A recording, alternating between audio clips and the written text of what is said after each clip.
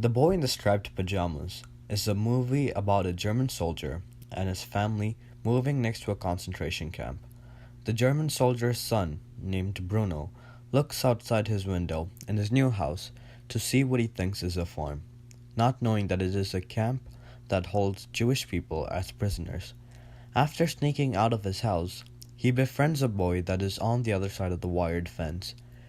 This movie deals with an issue called anti-Semitism. Anti-Semitism basically means hatred, discrimination, or injustice towards Jewish people and Judaism. In this movie, anti-Semitism is shown because it takes place during World War II, where the Germans have a hatred towards Jewish people and don't treat them equally. Bruno justifies many reasons on why he continued his friendship with Shmuel, despite what his father, sister, and tutor have said. Everyone around Bruno, including his father, sister, and tutor, has said that Jewish people are not exactly humans, they are evil and that they are the enemies. Despite all this, Bruno continues to be friends with Shmuel, the boy behind the fence, because they both feel lonely in their situation. Shmuel was the opposite of what the others said.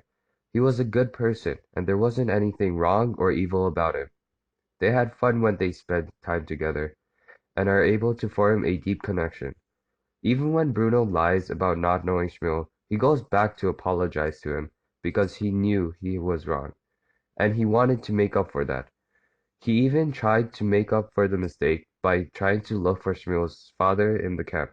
He sees Shmuel as another boy and doesn't care if he's Jewish or not. Bruno justifies continuing his friendship with Shmuel because he broke the rules, just to see Shmuel because he cared about his friendship more than his religion/status. Even though there was so much keeping them apart, they loved to play with each other and escape their normal lives. Bruno wanted to see and play with Shmuel every day, so he disregards what everyone else said about not talking to them and continued to escape out the back to see him. He also thinks about adventure, and when his teacher says that he'd be the best explorer if he found a good Jew, he probably thought about how he had already found one.